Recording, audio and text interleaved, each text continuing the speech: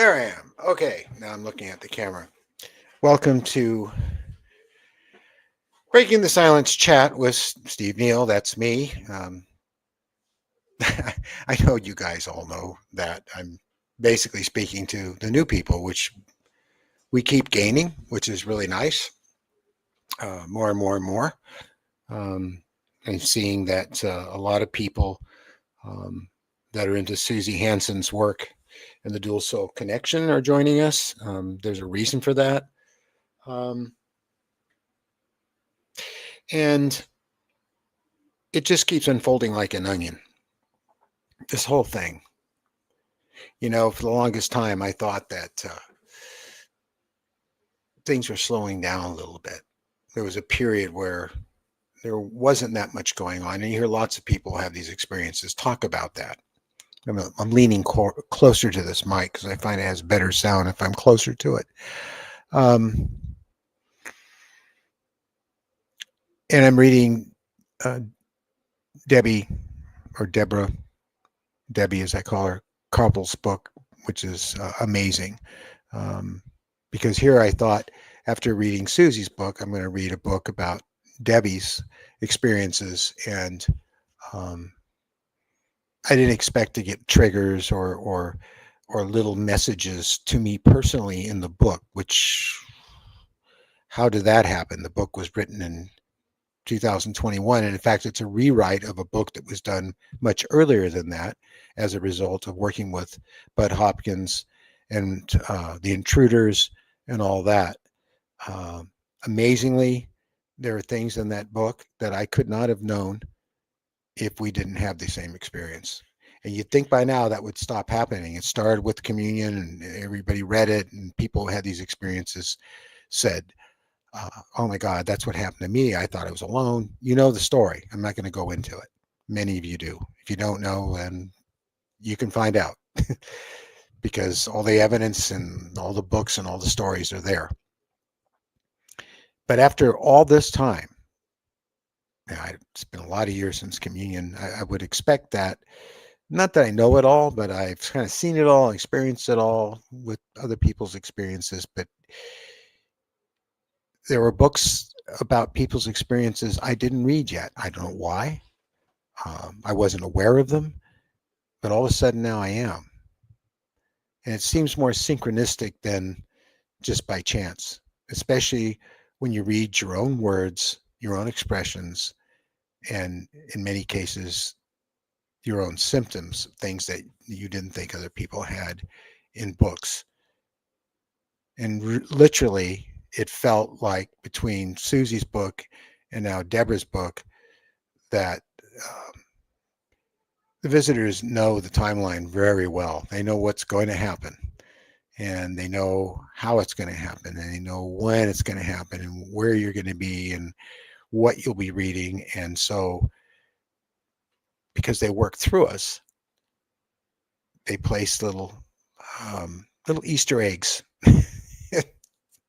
And so I'm almost done with Debbie's book, and it's quite amazing. I'm going to leave camera for a second so I can go get the book.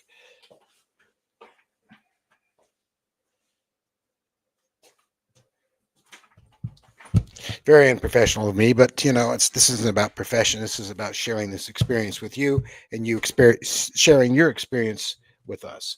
This is the book. I don't have oh no, that's Susie's book. Well, that's a good one too. Mary's going to get it for me.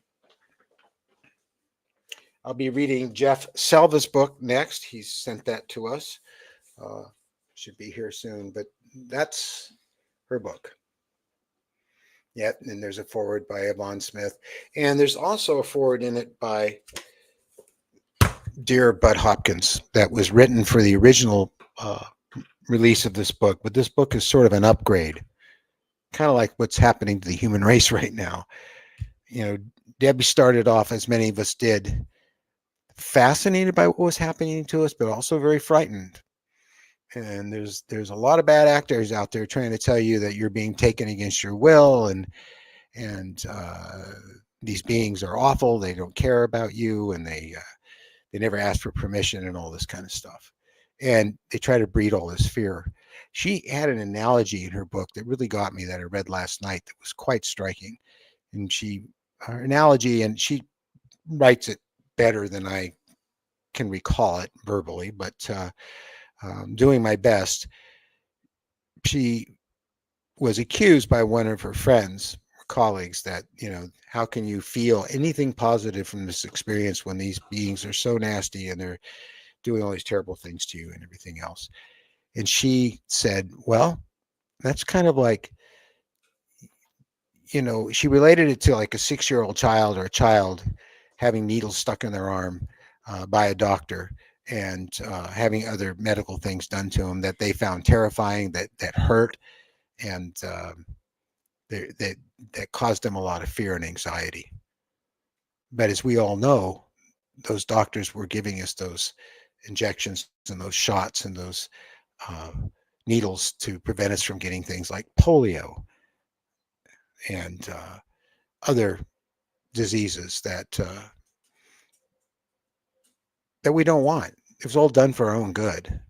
And so her analogy was that maybe that's what was going on with the visitors, that they always had good intentions, but um, we tend to take it personally and be frightened by things we don't understand.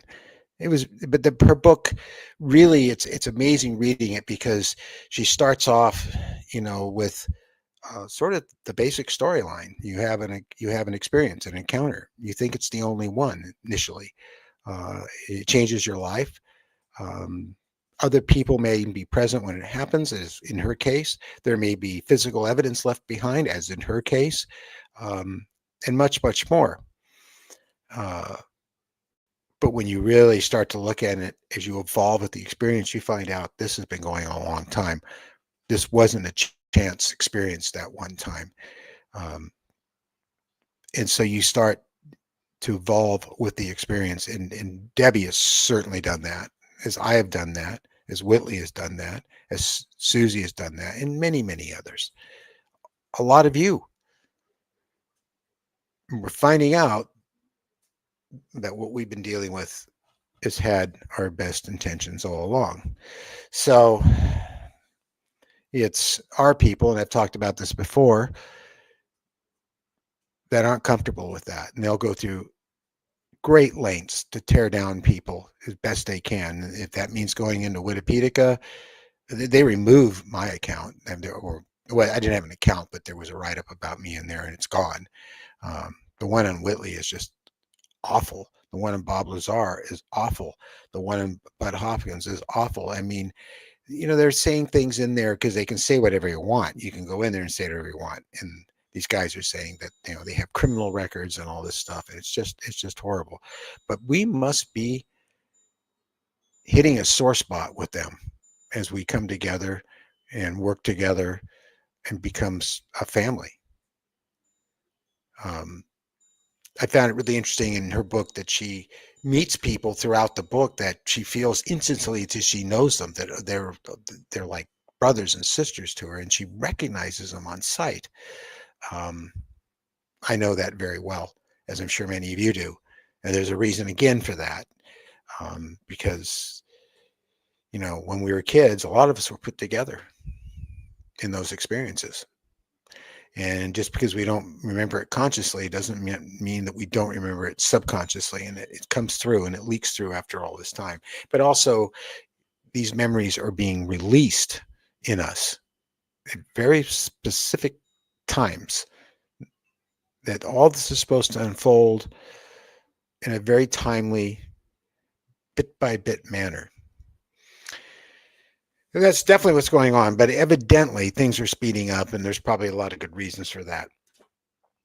So that's what I've been doing. I've been reading her book, and I'm going to read Jeff Selva's book next, and several others. And of course, Jeff has agreed to, it's his idea. He volunteered to hop on a plane, come down here. So we're going to get Jeff on camera, let him tell a lot of his story, and I'm going to make it visual for you. I know you enjoy that. I enjoy doing it. We're going to do that with Susie Henson as well. I've been talking to Susie, and probably next week, after the grandchildren go back home, I'm going to start working on the interiors as she's remembered them, as I've remembered them. But it's really going to be done around exactly what she recalls, but it's also what I recall. Um, the way they looked, the way the inside of the craft looked. Um, I haven't decided. She wants me to pick out of the many different encounters and experiences she's had throughout her life, one that I think will work well for a 30 to 40-minute show. So that's going to be kind of hard because they're all amazing. But I'm going to do that. We have some letters have been sent to us because people don't want to go on camera that we're going to eventually get to and read. And again, I'm going to reenact those. Friday night. Is that what time is it 4 or 5, Mary? I can't get it straight. Philip Mantle. That's a 4. That's at Friday. 4. Okay. 4 Friday. You don't want to miss that one. Of course, you always hear that. Whitley's always doing that. You don't want to miss. I'm saying it to you too. You don't want to miss this conversation. I don't call them interviews. I call them conversations. And Philip's been on before. I've known Philip since God the 90s. In fact, I think how he got back in touch with me is that his former wife, um, or his ex-wife, when she left, took an alien bus that he had bought from me online, or not online, but through the mail back in the 90s. And I said, Philip, I'll take care of it. So I sent him a communion bus, and then we got talking, and then of course Philip is notorious for his undying devotion to the Pascagoula case. And if there wasn't enough evidence already on that case, he has brought, along with Dr. Irena Scott, both of them work together, he's brought forward a bunch more evidence, 50 witnesses. And of course, um, a lady and her husband, who were the actual target that night, this is what's believed, for the Pascagoula abduction, that Calvin and Charlie were just close to where that was happening. And as she said, I think they were collateral damage. She remembers seeing them inside the craft with her and her husband. And I don't want to give away too much because it's really amazing to listen to Philip. Philip has been doing this for a long time, and he's quite the investigator, and he tells the whole story. He doesn't go into everything that's in the book, but he took all the stuff that was most important to the story and encompassed that in a little over an hour. And I didn't have to say much at all to him or ask many questions because Philip just tells the story, and it's incredible. There's a lot of images of things that you probably haven't seen before. So it's a really good show, and it's the second in the series of recorded shows that we did. You saw the one was Reverend Michael Carter that we did. That was the first of that style where I worked with two separate cameras over the internet and got his camera angle and my camera angle, and then cut back and forth between them and added visuals. It worked very well, and we've done that again. I also did that with Seb Talk. Unfortunately, I did not have local recording set when I recorded her show, so it's going to be that side by side look. But I gave her the opportunity to do it again. She said no, she was okay with that. So we have one with Seb Talk as well.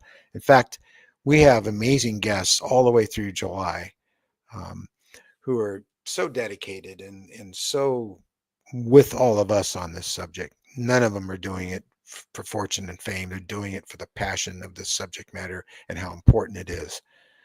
Um, there's just there's not enough people coming forward, but there will be more. And although there are plenty of good people who have, they're not being invited to conferences much at all, or to be involved with any kind of hearings or things like that. However, this July we have the um, MUFON Symposium, which is, I think it's in Indiana, where it is. I think it is. Yeah, it's in Indiana. There's going to be some great people there, but it's amazing. They invited Debbie Cobble, and she was saying to me, we were talking today, that she doesn't know why they did, and I said it's because they need to hear you. They need to hear what you have to say. It's very important. They're too caught up in the whole nuts and bolt thing, and how the craft work and how they function, uh, and they have a real problem with people who say that they've been inside of them. And this is a first step with MUFON to do more and more of this. And um, so she's going to be there, and she's going to tell the story. So that's a step in the right direction. Of course, we thank Earl Grey Anderson for that, because he had a lot of influence on that, as well as Dustin. I think Dustin Eccleston. Dustin Eccleston. I always get last names wrong, especially when I haven't known someone very long. But Dustin was one of, yeah, it is Eccleston. Um, he's one of those people I met through Earl. He was a speaker at a local MUFON event, and the minute I set eyes on him, I said, I know this guy. We had an immediate connection, Mary and I both. And he gave me a MUFON mug, and we've been in touch ever since. He hasn't had these experiences, but he's one of those people like Philip Mantle, who in the conversation says, Steve, if you can't have these experiences yourself, the next best thing is to get as close as you can to those that do. And I found that very endearing. That's someone who really cares.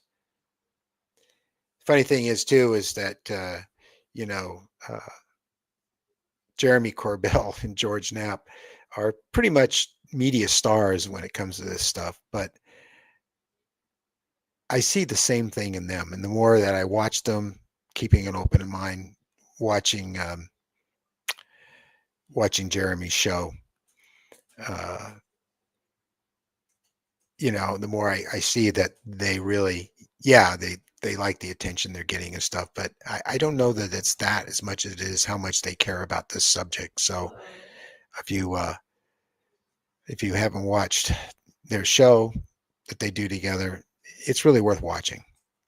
The couple of times I wanted I got a little bored. I wanted to switch off, and then he'd bring on some friend of theirs, and he would just tell this amazing story. And it's just someone that you never heard about or knew about, that just looked right in the camera, and you could see it. And then George Knapp saying, Jeremy says to George, "What do you think about that?" He says, "Don't, to tell you the truth, I'm jealous, because like other people who research this stuff, they would very much like to have our experience. They'd want to be closer to it." And maybe they have been all along and don't even realize it, because it works that way. There are people, and we have one in our group. I won't say his name, but he, he calls himself the hubcap guy. And he's a wonderful, amazing human being who comes to our support group meetings because he has a deep vested interest in this subject matter. And he goes to Roswell, and he goes to all these events, and he takes pictures, shoots videos. He meets the most amazing people and gets to talk with them. But he says, but I don't have these experiences, you know? And then he starts telling us about how he would fall asleep at work for 10 minutes. And when he got home, his wife said, "You came home and then you left. I saw you here." And he remembers having this dream about going home. And what really happened is he left his body. He has a habit of doing this, and he's done it before. He had several of those instances where this has happened. And I would bet you anything that if we look deeper into him, if you look deeper in himself, you'll find that he probably has had these experiences. Because what I've come to learn is that the visitors, if they want, you will not remember. You will not remember your entire life up to a certain point, and then one day something will trigger you, and you think, well, that was a trigger. But actually, as it turns out, it's more like, yes, it was a trigger, but it was supposed to happen exactly at that time that it did, which I know is pretty crazy and pretty far out there, but I have seen that a great deal lately, and so is Mary. And I very much think it's real. So, oh, look who's here, Susan Alloways. That's wonderful. Hey, Susan. And Dennis. And oh, Dennis. Oh, my. Frog dolphin like. Okay, you're talking away about this stuff. Susan, I hope you're feeling better. And we need to have you back. I don't think that we had Susan on a recorded show or a live stream, and it would be nice to have you on a recorded show and talk more about this stuff, because at this point in time, I don't know about you guys, but where I'm at is I want to talk to people who have these experiences, and I want to talk about stuff that goes back to our childhood and the telepathy that seems to be growing and growing and growing within us all. Um, it's very incremental, little bit by bit by bit by bit. And it would seem that the more that we accept that we're not just talking to ourselves or She said yes. confabulating. We did do a live stream. Well, we want you back anyway. Is that something we can do? Wrong one. Hi, hi, Dave. um, Oh, there it is. yeah. Have you had the opportunity to read Susan's book? I've probably been one of the Susie's book. I've been one of the biggest uh, pushers of her book of anybody I know lately, but it seems to be working. More and more people are reading. The reason I'm asked is if you read that book, you're going to find out things that you might have found out by being under hypnosis. I don't know, but with her book, you don't need it. It's absolutely astounding what happens when you read that book, and Debbie's too. But if you haven't read it, Susan, I would highly recommend that you do. The new person. Oh, and you're an animator, huh? Yeah, I know a little bit about that. Uh, lots of telepathic thoughts. I forget who it was that, well, I think it was Debbie in her book. There's been others that talk about they they hear a voice in their head. It's not even that. It's more like a feeling and images, and you're connecting with another intelligence that's communicating with you, and it's hard to accept. And in fact, it's very hard to accept because you think one of two things or both: I'm going crazy or I'm talking to myself. But at some point in time, something will happen that will show that neither one of those things are the case, and that's what's happened to me. And I'll talk about that in a minute. I recently have had people saying they know me and I saw me someplace, but I don't know them and I haven't been where they were. What's that about? I think I just talked about that. It is possible at one time we were all together in some sort of program of education that we have forgotten about or we're not supposed to remember to a certain time. And so you will run into people, especially if they're involved in this experience, that you will immediately relate to and know and it'll be chilling. It almost feels like deja vu. I know this person, but you don't know him. I mean, how could you? And again, it's really something. But going back to the telepathy, once you finally accept that you are being telepathic, then it will start to work more and more and more. And it's starting to happen with Mary and I very slowly but surely. Um, but it's certainly working with the visitors. So I don't know how many of you read the chicken cat. Okay. Am I getting blank faces? I know Benno read it. We should put in a picture. Of a chicken cat? No.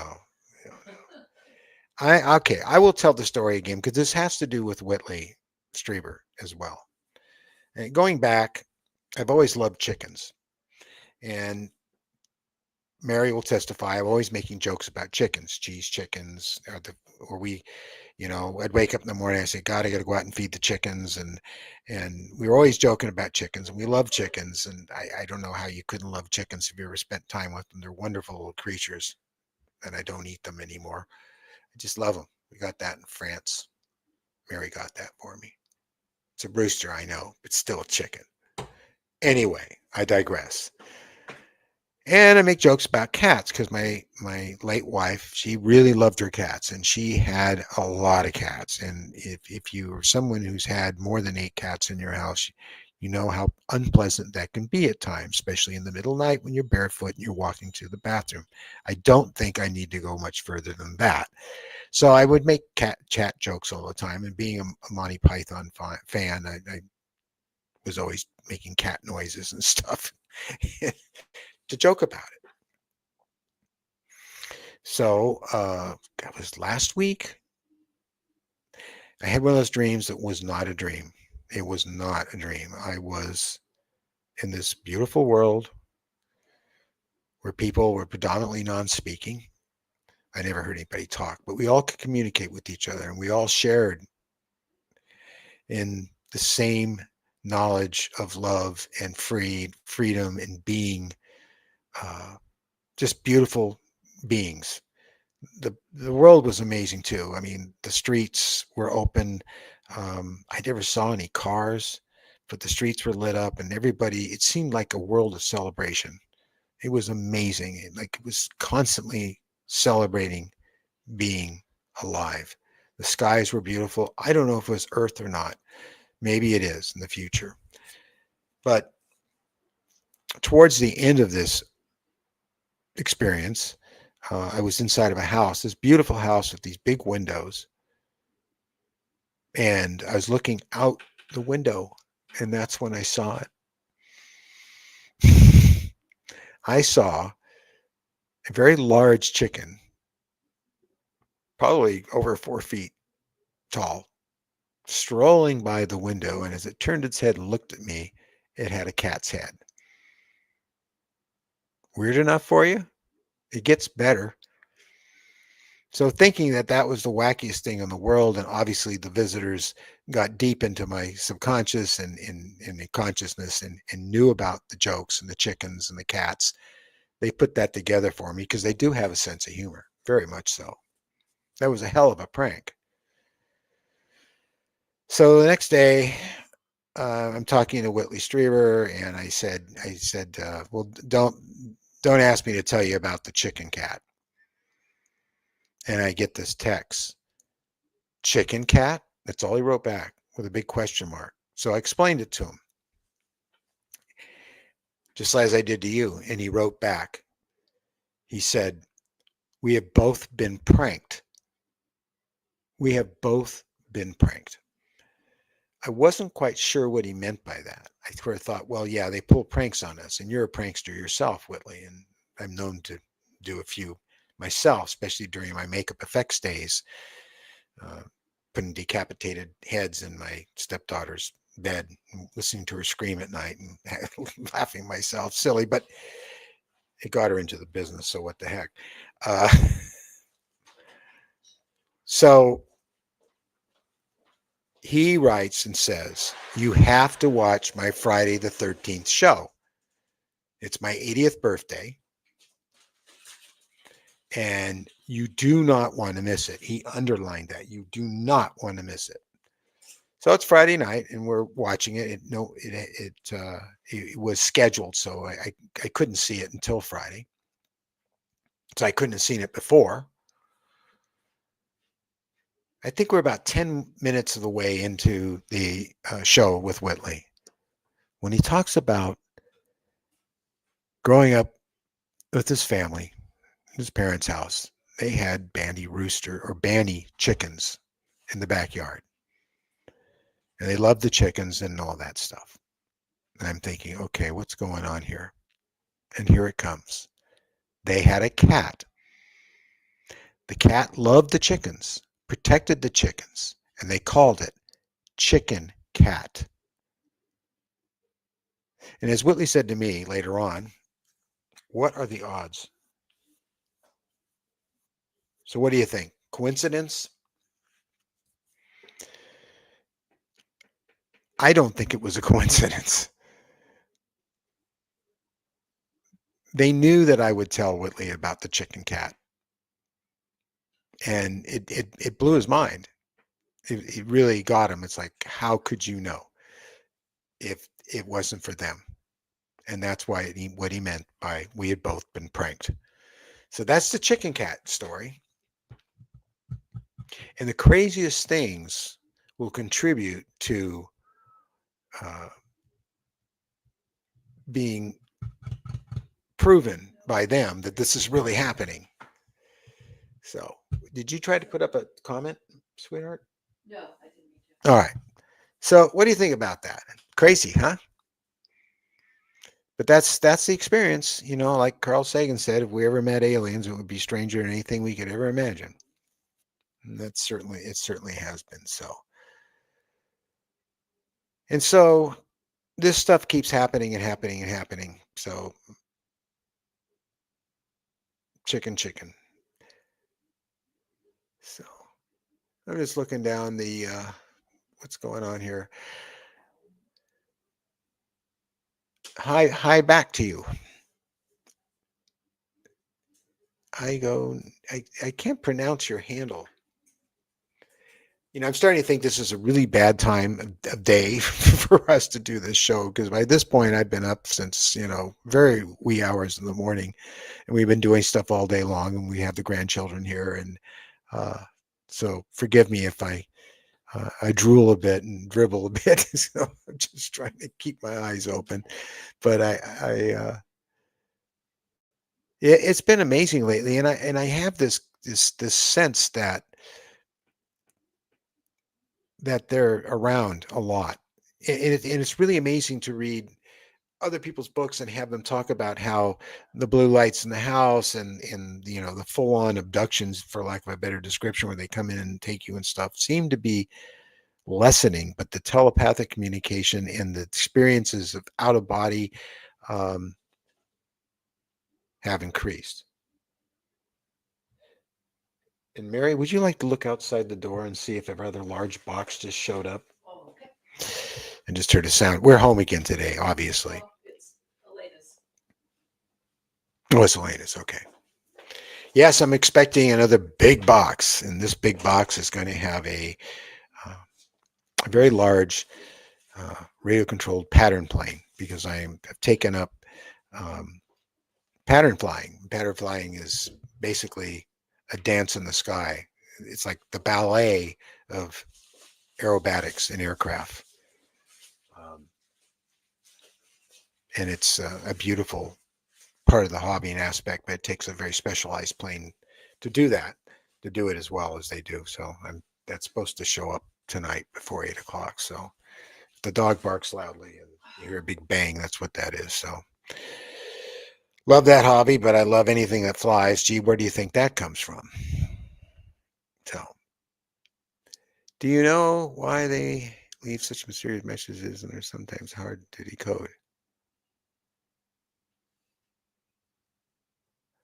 Um, I think I know who you are now.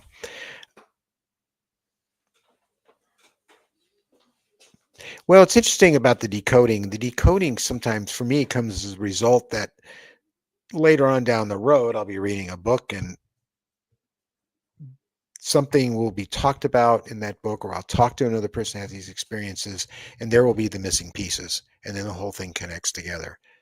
But you couldn't have decoded it and connected it until that time had occurred where you met that person or you read that in a book. Mysterious, you have to keep in mind that if it's the grays you're dealing with and many other races uh, of beings, they are many of them non-speakers. They're telepathic. And so you're taking the telepathy and trying to um, what do they call that? decode it into English. Um, I'm drawing a blank. What do you call it when you interpret, yes, when you don't know a language and you go into Google and you put in that language and and it spits it out in English and it Translate. translate. Yes, the translation. See, I am tired.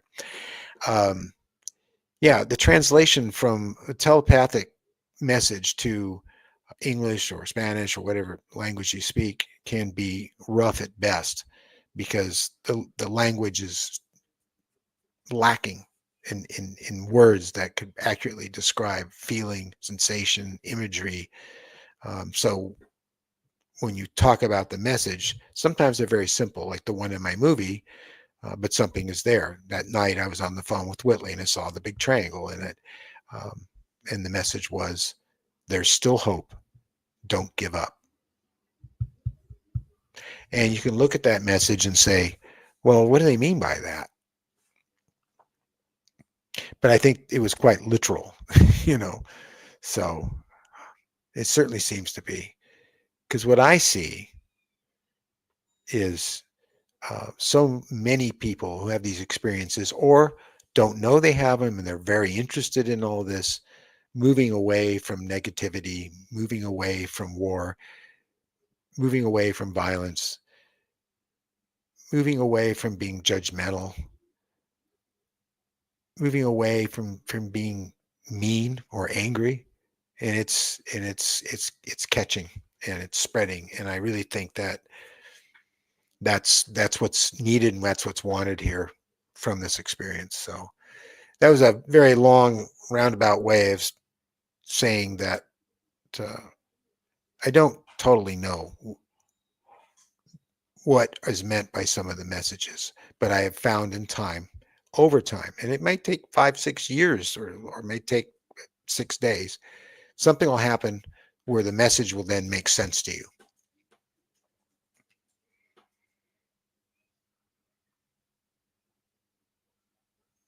Let's see, I can read this better if I put it up.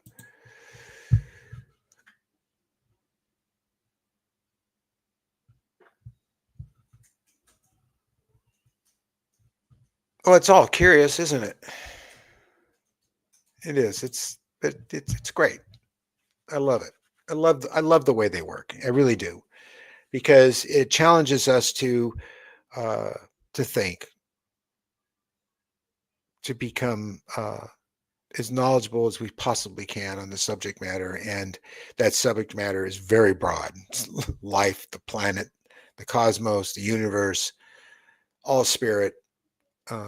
It's really something that I feel they want us to connect with, and many of us are. I know I am, and it's really changed me. I know that Michael Carter, Reverend Michael Carter, if you haven't watched that rather long 2.5 hour show with him, um, there's a lot of really important information in that conversation that we had together. And it's really important. So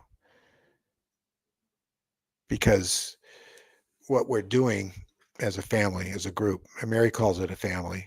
She said that to Whitley the other day. Um, there was so much more in Whitley's show that he did for his 80th birthday that there were all these markers. One of the things he talked about, and I'm going to talk about it because I might find that I'm looking up here at the chat. You might find that it rings a bell. I had an obsession, and it was about when I was just getting into high school. I had this obsession. I thought that I could create anti-gravity, and I worked with magnets and copper coils and tubes, and I used a train transformer for power source, and would manage to get magnets to hover over each other inside of a tube so they couldn't flip over because I couldn't figure out how it was to keep. I knew how to apply voltage to a magnet by putting the coils around it and getting the magnet to levitate, but then the poles would attract. So to keep them from attracting, I put them inside of a tube and then it would go up the tube. And it was just like amazing. I knew that was like the beginning. And I tried all kinds of stuff to try to get it to work. Well, Whitley talked about that too. Any of you Ever had the idea that you could do something like that when you were young? You know, 15, 16 years old? No? I, I thought that one would ring a bell for sure. I also had an obsession with making my own radio telescope so I could communicate with visitors I knew were out there. That was another thing I did, and I made one. And I go to the library and I go through all these schematics and stuff and make up a basic circuit. And I got up my roof and made this a big antenna, and I picked up a lot of static and stuff, but it was still fun. And I just kept listening. I just thought I could maybe get in touch that way. Because up in that point, I was seeing UFOs all the time, and I go back to those days, and I remember that connection. I just remember being plugged into that. That whole thing about feeling different, and we all had that. That's for darn sure. I still have. I'm trying to think of the other stuff that he talked about. I mean, he talked about the secret school. He talked about leaving his house at night in the dark. I don't remember if he snuck out or not. I did. There was a place up in the hills by our house underneath the Nike base. There was just this big open field and these big tall trees. And I used to go up there and I would just stand there and look at the stars. And I remember very clearly more than once. I don't think I shared this with Mary, but I um, I remember coming like I don't know out of a just a haze and freezing to death, standing there naked, and my clothes were on the ground. Huh. Yeah. Now, Whitley didn't talk about that, but he certainly talked about going to this tree and meeting with what he thought were nuns and being educated. And the place was evidently pretty far away from his house. So he had his doubts whether he could really have gone there, but he found the place. And sure enough, the bench was there that he sat on, the tree was there, all of it. There was something going on back then when we were kids. And um, it didn't just happen once in a while. It was happening all the time. And I don't think we remembered all the events. I mean, these are the things I remember consciously. But when I read Susie's book, it brought out a whole bunch more that I remembered. Um, and every place I go, whether I went to my grandmother's in Marin County or I went to my grandmother's in Bernie, California, and spent time there along the way or in those places, weird stuff would happen. Like the man I used to talk to in the old uh, it was like a big barn that was on the property uh, up in Bernie, and I talk about that. I did a show about that whole Bernie event when I was with my grandparents, and we were in the car, and we got stopped by the road workers that turned out not to be road workers. So there's always stuff like that going on. How about you guys? You got anything to say about this stuff? I'd be curious. This is here we go. Yes, there was a gardener. And that was a thank you, Dave. You'll keep me going for the full hour this way. Sorry, I pooped. I, grandchildren on top of all. Yes, I did. Mr. Lee, I remember his name. I remember him coming. I remember he was this tiny little guy and he had a straw hat on and he had a face like Yoda. And he would come. He was our gardener. That's what I thought. He was he'd come in the backyard and we talk about what I call things that matter, the stars and nature and all that kind of stuff. And so all these years later, because my mom and I did not talk for 18 years, tell me there wasn't something going on there. Well, when we finally started talking, she told me about she saw me on television. And of course I thought, oh boy, here's it goes. I saw you with Whitley Strieber. I go, oh boy. But she said, no, it's not what you think. And then she started telling me what she knew and she spilled her guts. But at one point, I brought up about Mr. Lee, the gardener, and she said, "What do you mean?" I said, "No, we had the. He was Asian. I think he was Chinese. He was a gardener. We never had a Chinese gardener. I had like Whitley. I had a live-in maid. There's another one. But she had no memory of that. So there you go. I remember you. I'm going to call you M for short. Geofire. The source doesn't often give us easy knowledge on paper plate. No, it doesn't. We receive hints and clues and requires us to think it through. Yes, that's how we develop and evolve. I like that. Then our self-derived discoveries arrive on our own silver platter. That's a good way of putting it. Anyway, Susan, so I don't suppose that you try to create an anti-gravity device or anything like that. Had no urges when you were a kid to make contact with the star people via a radio telescope or anything like that. And how did you feel, all of you, the first time you saw Star Trek? The ones that, well, you don't have to be an older person like us. You could be a younger person and started recently watching the original series or the Next Generation. But the first time I saw it, I looked at that ship as like someplace I really wanted to be, or someplace I had been before, or dare I say, it was kind of like home. Uh, it just sucked me in, and I just like, God, I just want to be out in space, traveling through space in a spacecraft like that. And I know how many people love Star Trek, and how many people that have these experiences love Star Trek, and I really think there's some kind of correlation between the two. Yeah. Mia was your daughter, Stephen? Oh, you're talking to, okay, you're talking to the other Stephen. Yes.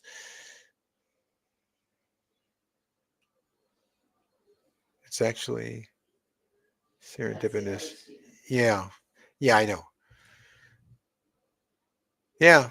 I desperately wanted to be on. Hi, Ike. Definitely want to be in. Yeah, I did too. And of course, the one character that I related to the most, and I bet you all did, was Mr. Spock. And ironically, when I grew up and I came to Hollywood, I ended up working on this first Star Trek movie, and I ended up doing Leonard Nimoy's ears. Uh, was that a coincidence too? I don't know. But it was one of the. Oh, I don't have those pictures on here. I was going to show you a picture of the ear molds I did, and the ears, and Leonard wearing my ears, but they're not on this computer. I got it. You need to ring the bell. Oh, you know what? Oh, ring the bell. Oh, geez. Kim, thank you very, very much. I've seen you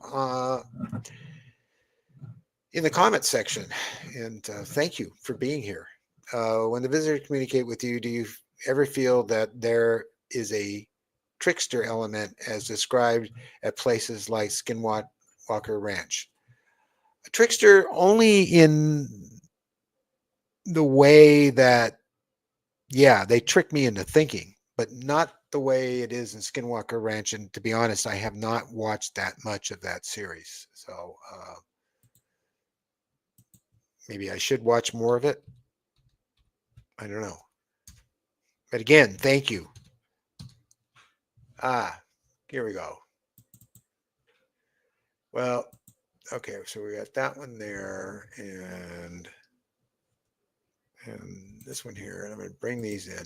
So that was a really an amazing moment in my life to come to Hollywood, and been working in some movies to begin with, and even got to sold a script, and they allowed me to produce the film and do the visual effects for it, a feature, and and then I get a call one day to work on Star Trek, and that's Leonard. When you first saw him after the TV show left, it was his first time you seen him since the show was canceled in the first movie, and he was wearing my ears. And these are the picture that I took.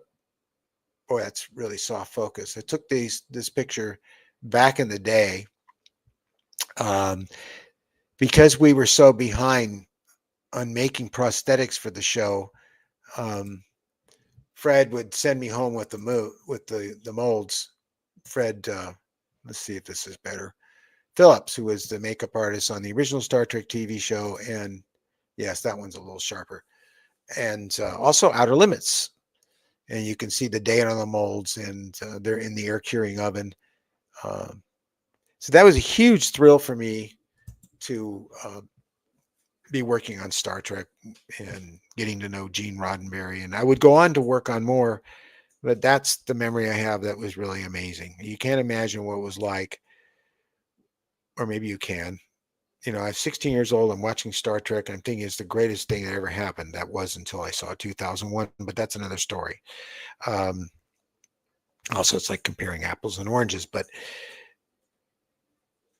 when I saw that show, I just fell in love, and I felt a kinship with it, and I felt a kinship with Mr. Spock. And fast forward, I come to Hollywood, and I get to actually work on the show. I get to know and be friends with Gene Roddenberry.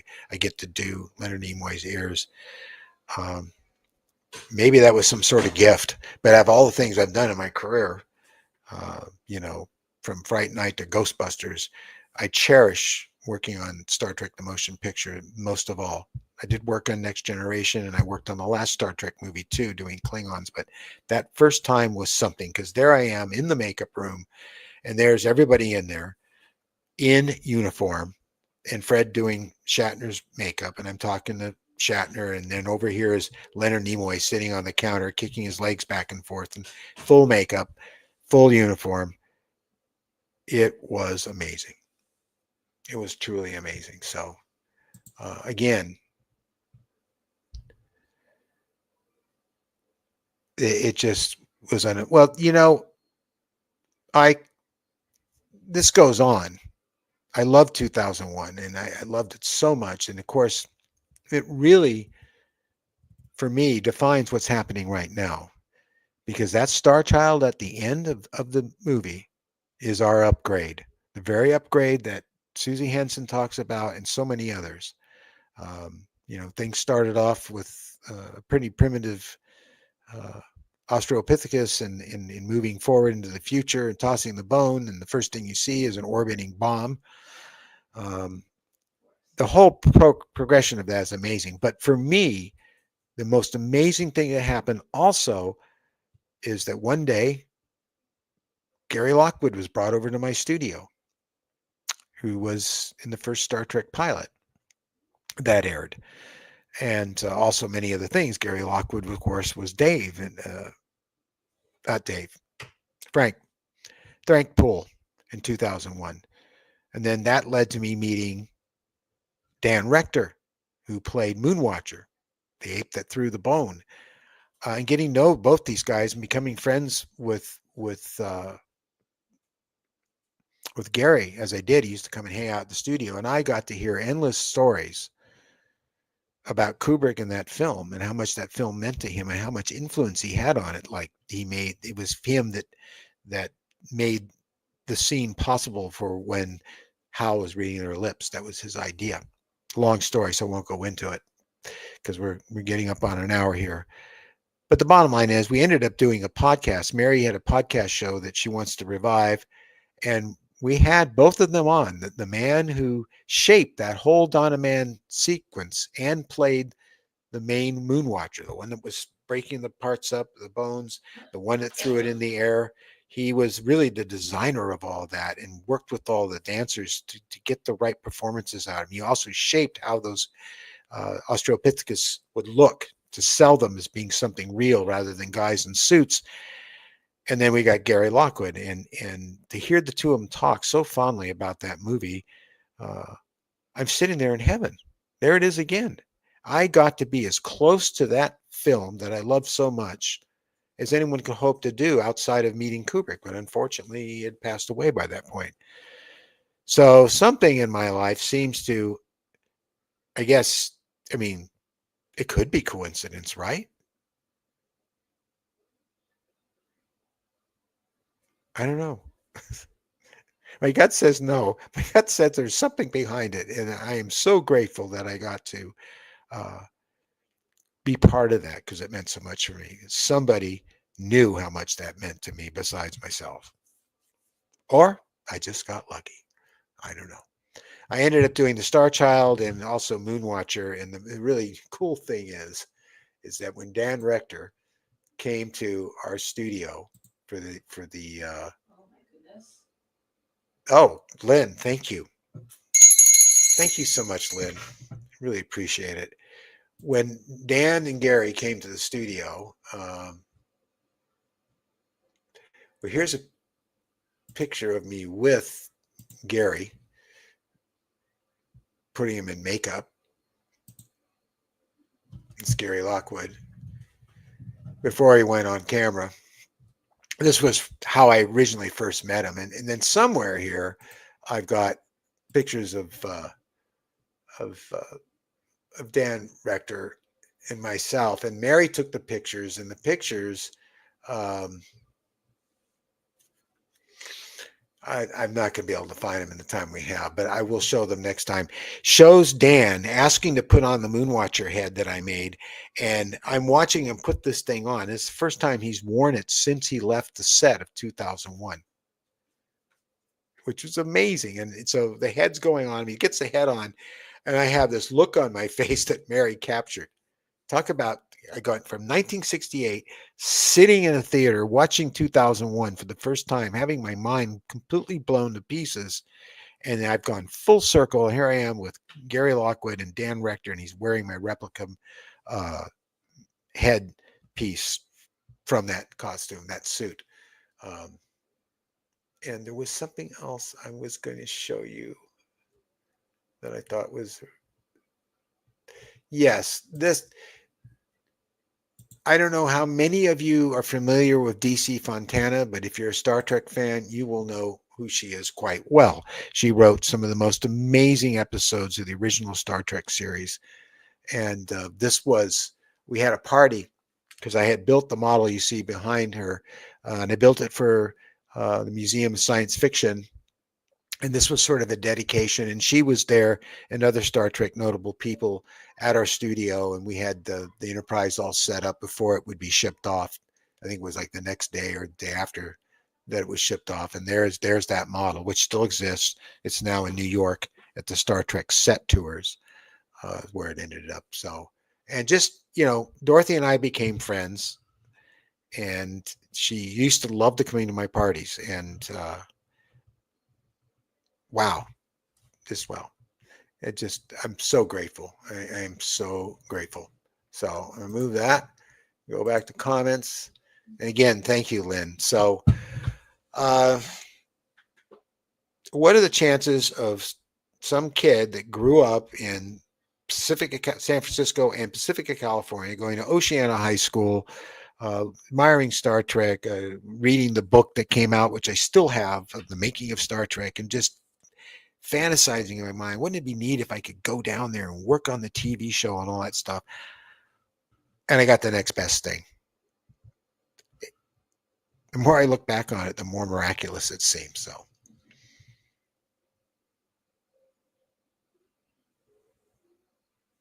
wow. Okay. Uh, well, you'll have to tell us about it sometime. I, you know, I wonder if she ever made it to. Are you talking about DC? Yeah.